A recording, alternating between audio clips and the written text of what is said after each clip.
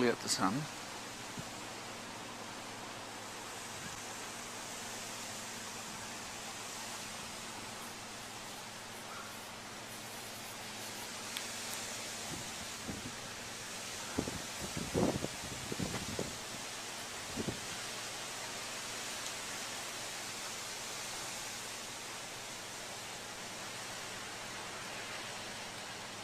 Sun's filtering, there it is, black dot.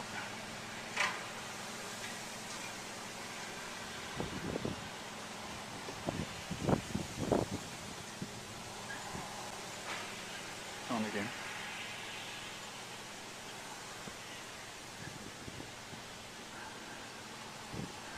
So we didn't have the sun, but we had the black dot.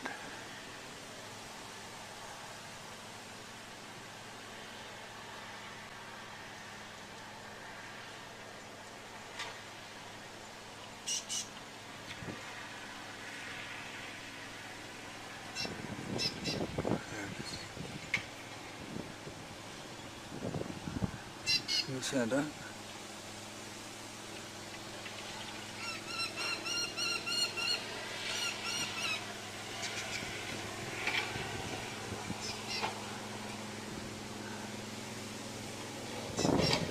Minute, 10 minutes to go.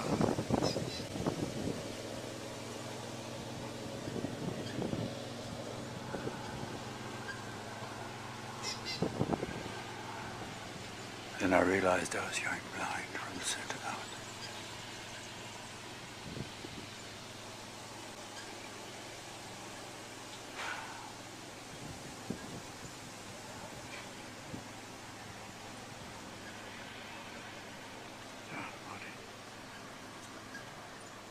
Let's see.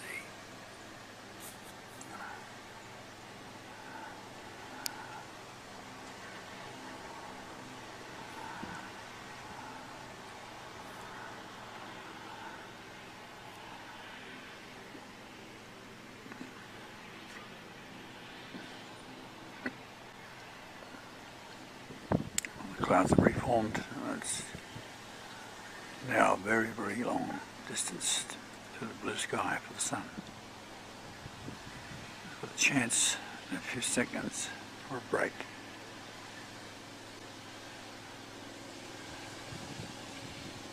There it is. Nibiru.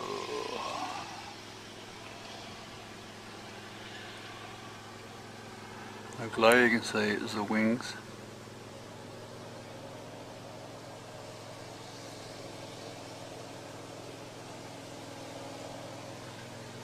Coming out again.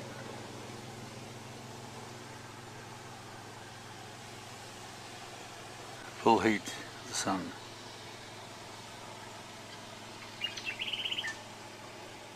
So it's lined up with the sun in an eclipse.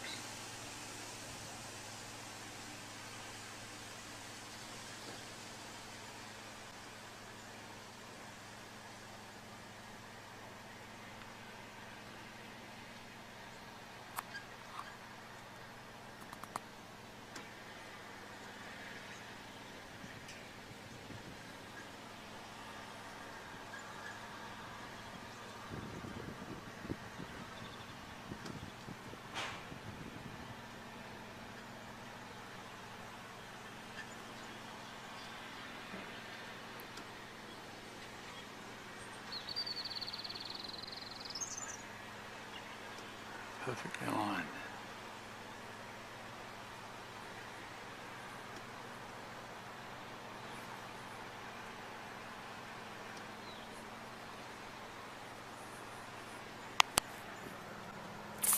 Oh yeah. Now this will make a ripping yarn.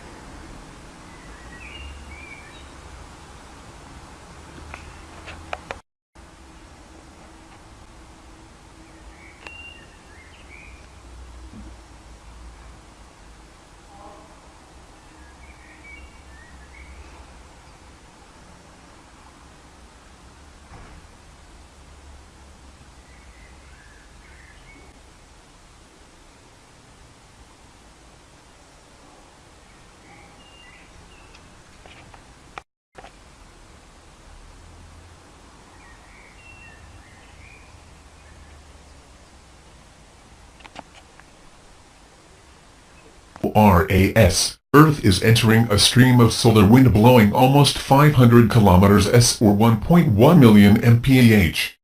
First contact on January 28 sparked tall curtains of light around the Arctic Circle. Harald Albrechtsen sends this picture of the display from Skulsfjord, Troms, Norway. At first there was little auroral activity, but being patient paid off, says Albrechtsen. He photographed the explosion of light using a Nikon D600 digital camera set at ISO 3200 ISO for 3 seconds. Arctic photographers, take note of those settings because more auroras are on the way. NOAA forecasters estimate a 25% to 40% chance of polar geomagnetic storms on January 29 to 30, as Earth moves deeper into the solar wind stream. Active sunspot turns toward Earth. Big sunspot R1967 near the sun's southeastern limb is crackling with solar flares. As January 29th unfolds, it is producing an average of one impulsive M-class explosion every 2 hours. Sam Freeland of the Lockheed Martin Solar and Astrophysics Lab produced this interest-compressed 12.5-hour movie of the active region. So far, none of the explosions has been Earth-directed, but future flares will be as the sunspot continues its slow turn toward our planet. NOAA forecasters have doubled the odds of a 10-class flare in the next 24 hours to 10%. Meanwhile, M-class flares seem almost certain as the crackling continues. Solar flare alerts, text, voice. The primary dark core of R1967 is twice as wide as Earth. This makes it an easy target for small telescopes equipped with solar filters. This morning at the Langkawi National Observatory in Malaysia, astronomer Kurzaman Ahmad photographed the sunspot using an 11-inch celestron. I wanted to take a closer look at the monster numbered R1967, says Ahmed. It is impressive. For more impressive shots of the monster. Okay folks, this is more truth coming at you.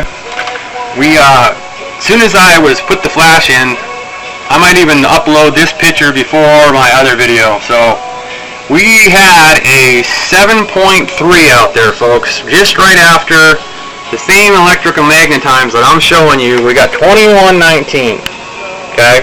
I'm going to find out where the supergiants are at, folks. Okay, we're going to find out where they are at. Today is it's 2119 GMT, which is Zulu time, folks. And it is down there 4:21 p.m. 9:15. Okay, and we are going to see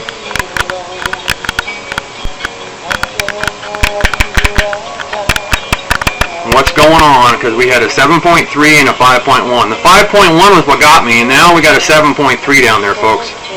Okay, so that happened at, we'll find the location here. I'll go to USGS real fast, and I'll make this a short video.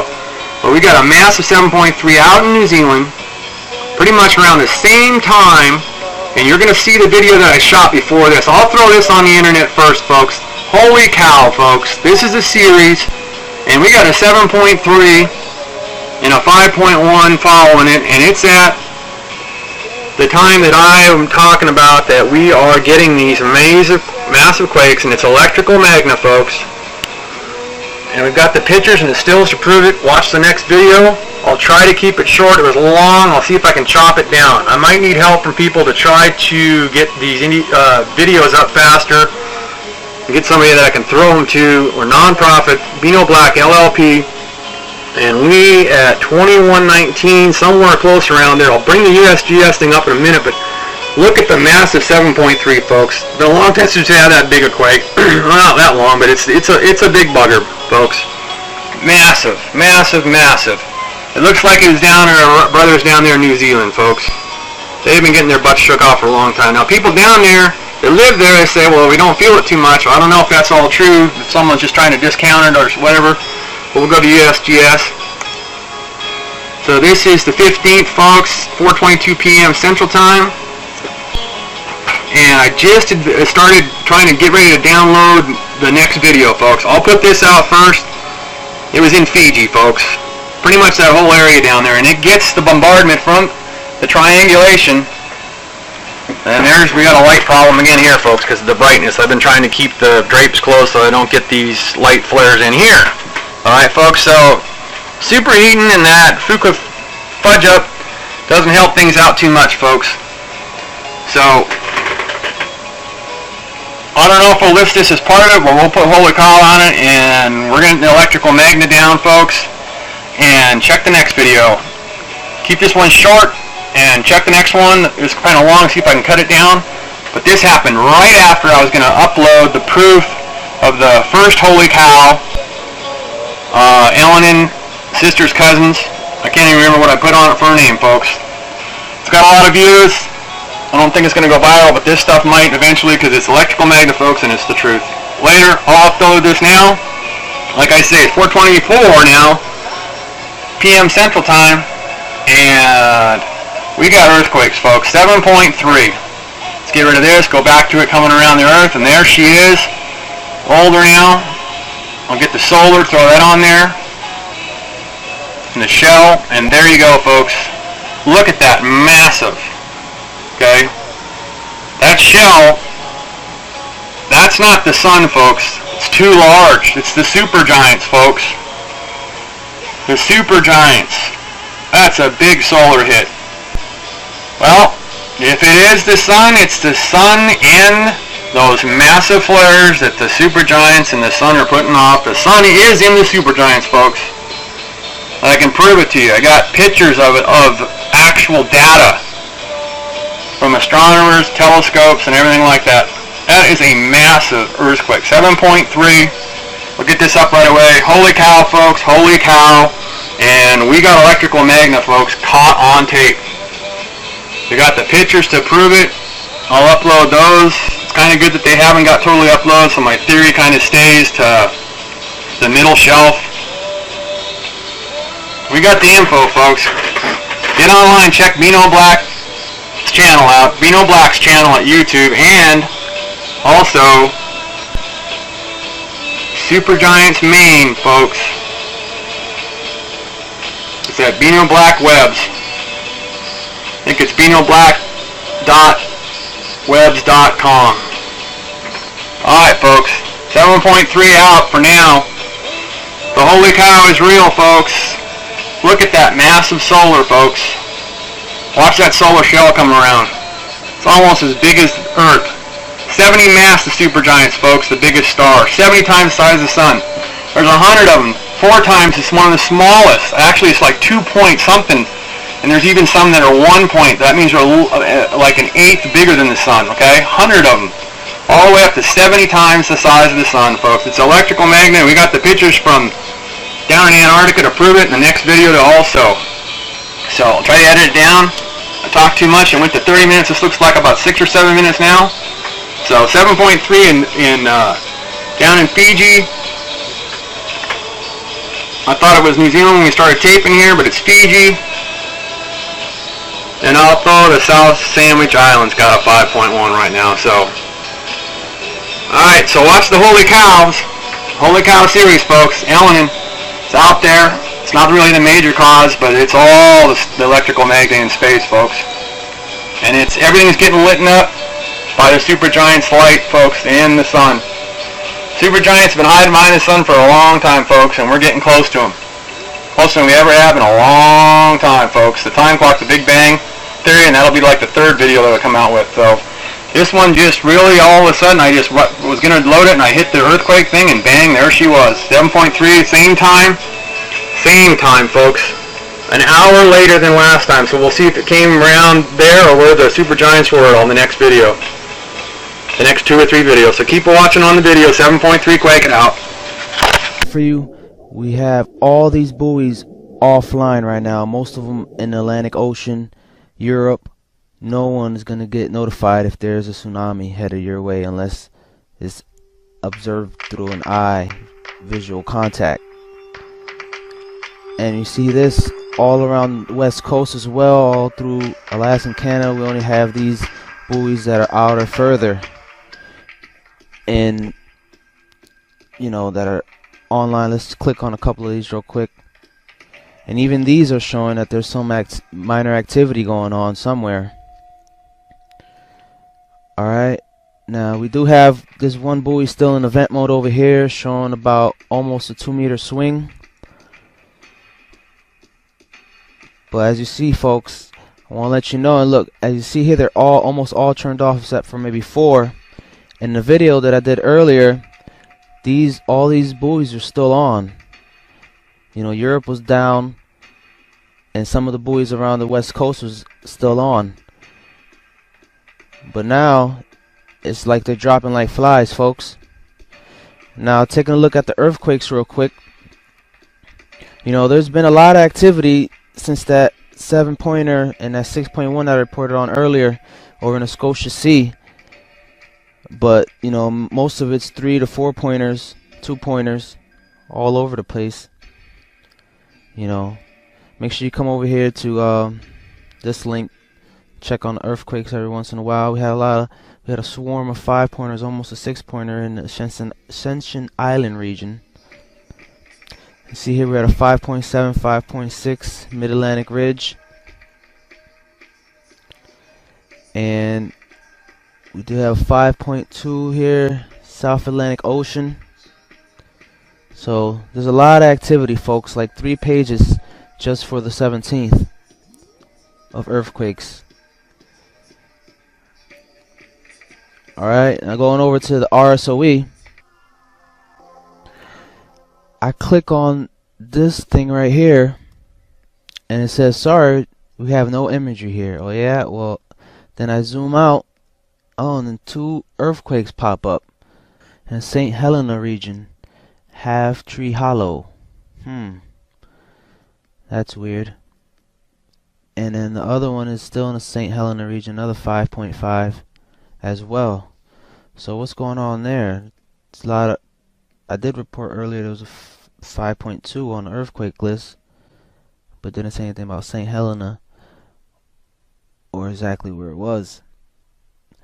Now, all I'm saying is heads up on the buoy situation, folks, because all this talk about tsunami bombs and, you know, some kind of tsunami from meteor impact or anything, and now all of a sudden all the buoys are down, kind of rings a bell for me, doesn't it? Now, going back to RSOE, we had a 2.1 over in the Hawaii region as well, and we had 16 miners that were involved in a mining accident over in the state of Colorado, and several miners were trapped. Around 14 people received injuries from inhaling gas and fumes and other things. Also, we had another plane down today on the 17th at Glasgow Airport over there in Scotland. So we had 2 planes down on the 17th, and we had major flooding going down over in the Middle East, even though they're not really showing it here. But in Egypt on the 18th, just today, a cargo train was slammed into a vehicle crossing the tracks and killing at least 24 people, many from the same family returning from a wedding party, state TV said. So this happened on the 18th, and yesterday we had major flooding in Saudi Arabia and other places in the Middle East. So what's going on, folks? You see the 2 and 4, 6.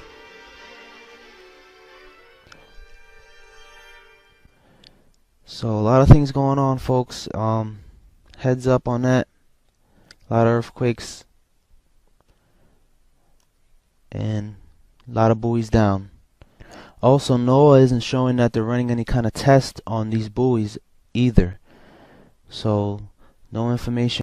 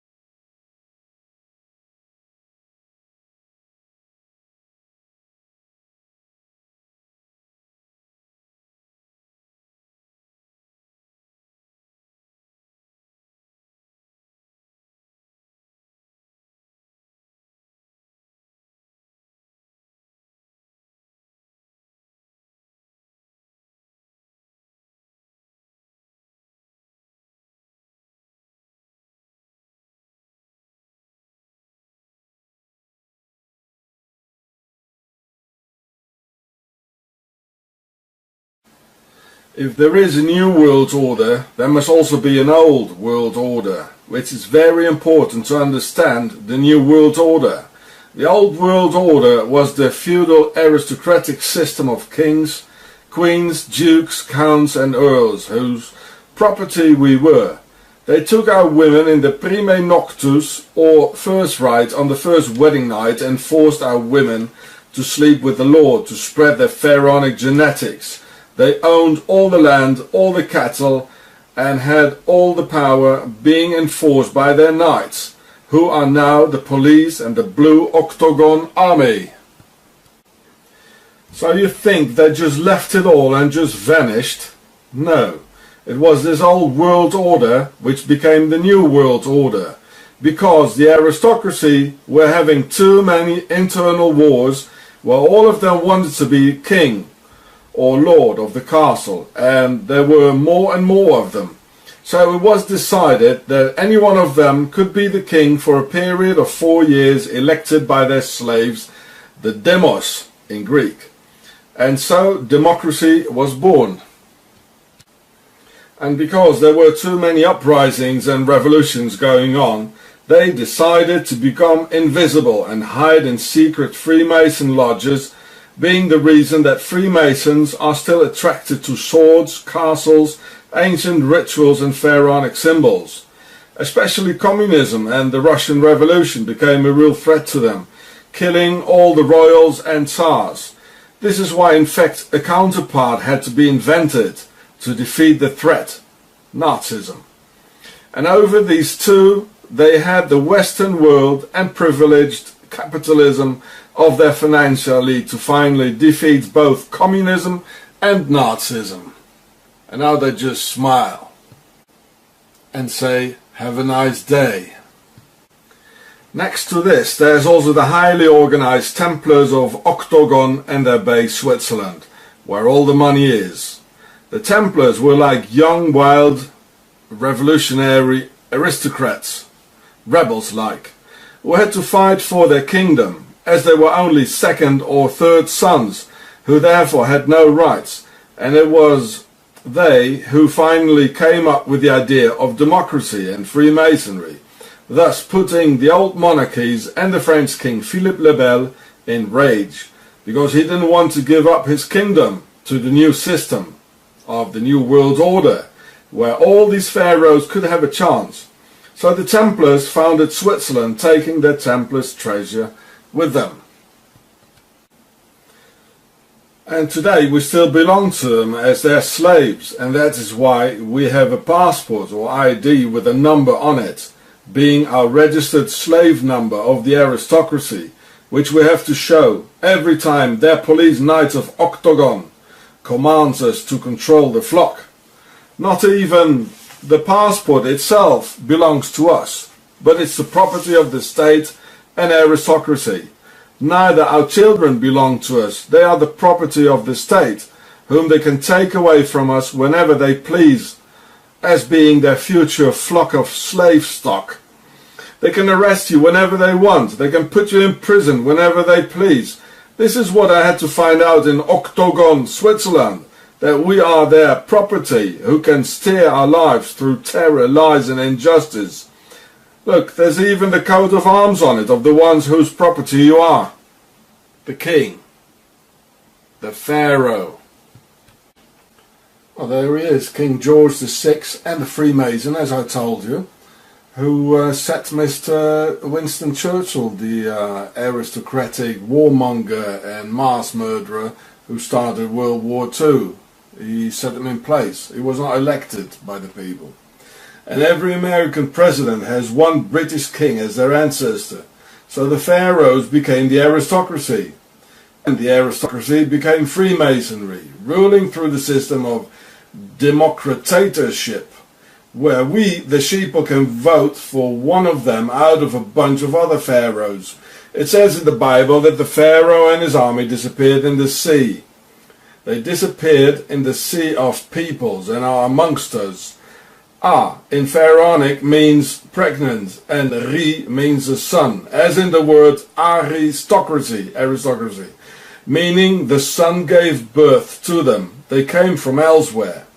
This is why the aristocratic-led Nazis came up with the word Aryan, Arish, Aryan, as in aristocratic. Look, here we can see it. This is the King of England. There he is, a Freemason. They all are. That's how they control us today. Nice, isn't it? We are just their slaves, as we've always been. Now they're hiding. There are two sides to coming to terms with an idea that's uncomfortable, unpleasant, or frightening. One is the intellectual side, the facts, the logic, etc. The other is the emotional side. I'm making this video to address a few of the basic mathematical foundations for what I believe will be the greatest collapse in history. This video is a precursor, and in fact a prerequisite for my next video, which will be attempting to get the message across on a more emotional level. Alright, so let's start with the basics. Fact number one. The U.S. imports about 66% of its oil. And this is common knowledge. Fact number two, 70% of that oil is used for transportation. Also common knowledge. Fact number three, the U.S. dollar is not backed by anything physical. It's backed by debt originating from the issuance of bonds. Fact number four, the U.S. debt, currently over $14 trillion, but growing, cannot be paid back. And the rest of the world knows this. Fact number five, oil is currently only sold on the global market in U.S. dollars. And this is due to a set of agreements between the U.S. and OPEC. However, this doesn't just affect OPEC. When Canada buys oil, they buy it in dollars. When France buys oil, they buy it in dollars. This particular situation is often referred to as the petrodollar status. Fact number six, the necessity to have dollars in order to purchase oil in the global market creates the demand for the dollar. And for anybody who would like to dispute this, please refer to fact number three. Fact number seven, the value of the dollar is directly tied to the demand for the dollar. Supply and demand. Basic economics. The obvious conclusion is the petrodollar status, which holds up the value of the dollar. Fact number eight, China and Russia just recently agreed to stop using the dollar in all their bilateral trade. This includes oil. Now, when Saddam Hussein did the same thing, we invaded Iraq. But we can't invade China or Russia. Now, all the facts that I've outlined here are simple, publicly accessible, verifiable. I'm not going to hold everybody's hand and take them out there to do their research. If you want to contest one of these specific ideas, you actually need to do the research yourself. Now, the following are the conclusions that I draw from these facts. The United States will lose its petrodollar status. I don't know when, I don't know the exact date, but it's inevitable. When it does, the demand for the dollar will fall precipitously. And as demand drops, the value of the dollar will evaporate. This means hyperinflation. And once hyperinflation is fully underway, other countries will begin refusing to accept dollars for products that they export.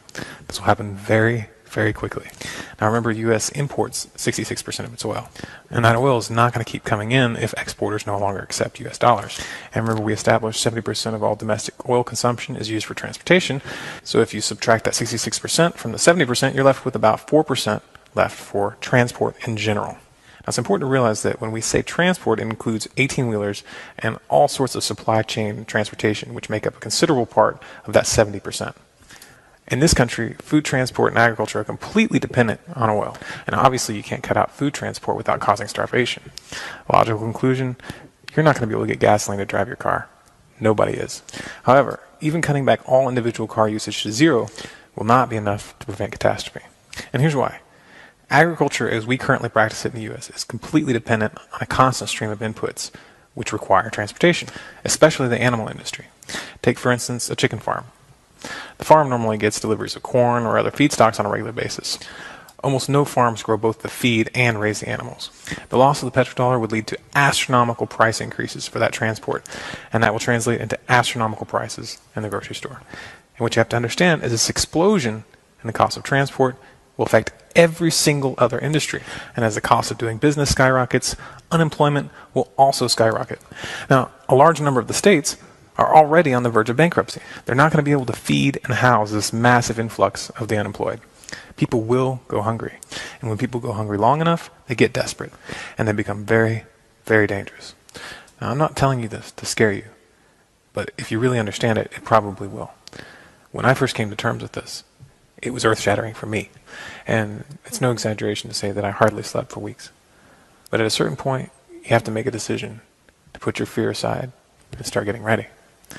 Some things we can't change, but some things we can. The trick